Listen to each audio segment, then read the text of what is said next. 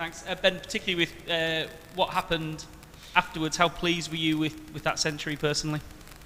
Yeah, I mean, I think it probably showed it was slightly more relief than anything. Yeah, I felt in good form for the past kind of year or so, and yeah, probably I've sat here and spoken that I want to score hundreds, and I've missed out on a few. So yeah, it was obviously nice to get over the line, but yeah, I think we'd be in a slightly better position if I was walking out there in the morning. But you know, credit to them. I thought they bowled really well, and they were at us all day. When Pakistan picked the team for this test match, they loaded the game with spinners. You knew you were going to face a hell of a lot of spin. Did you feel like this was a good week for you, and that maybe that was an attack you could enjoy some success against?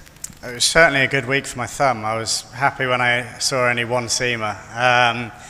Yeah, I mean, we kind of knew what the pitch was going to do. I mean, obviously, if we'd have batted on that yesterday and there was only one seamer and it wasn't spinning a great deal, you know, things could be very different. You know, but it's only going to get harder, I think. You know, we're in a position now where I think tomorrow morning's massive. You know, we need to try and win that first session, and I think we'll be in a good position in the game. But you know, certainly, you know, in that fourth innings, it's going to be a bit tricky. Were you guys of the opinion that with the decision to play on the reused pitch and the fact that we're into day 7 on this wicket now, that there would come a point in this match where, I don't know, it was almost on a timer and it would go off, and are we there? Yeah, to be honest, I'm not even sure we are.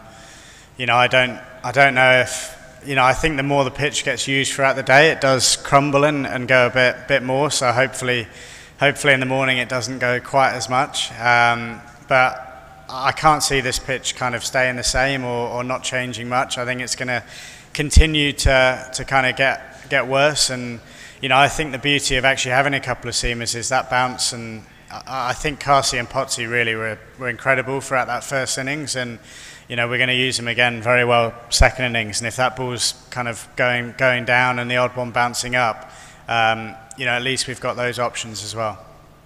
Okay, we'll go George, Stefan and Chris. Did it feel as if things changed quite suddenly in terms of the pitch? Yeah, I'm not sure, to be honest, because we actually thought the new ball might be the hardest, and actually looking back, it was probably the best time to bat. The ball was skidding on even with the spinners a little bit more, and it just felt like, it did feel like it spun more this afternoon, but to be honest, it doesn't really seem a surprise saying that on day 7 or whatever it is. I think I'd be very surprised if it doesn't just continue to spin more and more, you know, going from tomorrow and the next day, which is why, you know, I think we're in a position where if we can get as close to Pakistan's total as we can, you know, if we bowl better than them in the second innings, I think we'll be in a good position. And can you talk us through a little bit your thinking around the sweep, and maybe it takes the turn out of the equation a little bit? And I think you've previously said you've got 10 sweeps. How many did we see today? Yeah, probably a fair few of them. Obviously, don't want to give too much away. You know, I think it's pretty clear the way I go about it. But you know, my theory is that the spinner's best delivery is where I want the ball to play a sweep shot. It's on a length. You know, and also my theory behind it is trying to get rid of the fielders around me. You know, especially with a new ball, with the ball kind of one bouncing and one not bouncing, they want to have a short leg, a leg slip. You know, first of all, my theory is there's more gaps in the outfield if that is the field.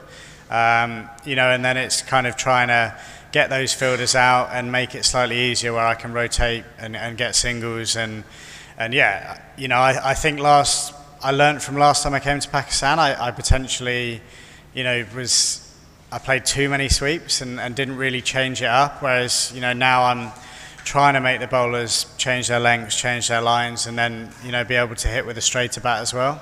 But yeah. Ben, if the pitch does continue to go the way that we think it will go, what might it be like, I don't know, day 4 or even into day 5?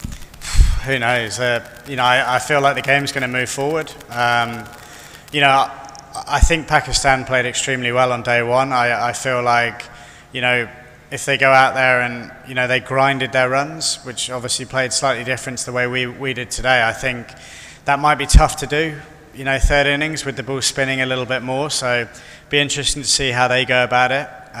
You know, whatever the case is going into that fourth innings, we're going to look to be positive and try and chase that down.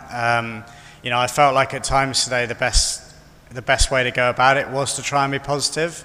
It doesn't feel like a pitch where you can sit on a defence for a period of time. It feels like there's certainly a ball with your name on. So, we're gonna have our tactics with the ball and the bat. And I'm sure Pakistan will. But I think this game might move forward quite quickly in the next couple of days. It's an obvious thing to say just as few as possible. What's realistic in the fourth innings? Good question. I feel like that will be easier to answer tomorrow morning. If we can win that session, we can try and restrict Pakistan to as little as possible. I don't want to throw too many numbers out there. We'll believe that we can go out there and try and win from any situation. But certainly on that pitch, the less the better. Chris, then Beram, and then we'll finish with Matt. Ben, since come back into the team a couple of years ago over here, you've kind of become the sort of standard bearer for the way you guys go about your cricket. What is it about this environment that brings the best out of you? I feel like it's the way that I've played four-day cricket throughout my whole career. I haven't changed the way I played coming into this side, and I think that's probably why I've had the success I've had. I've got full backing from Baz and Stokesy to go and play the way that I want to play.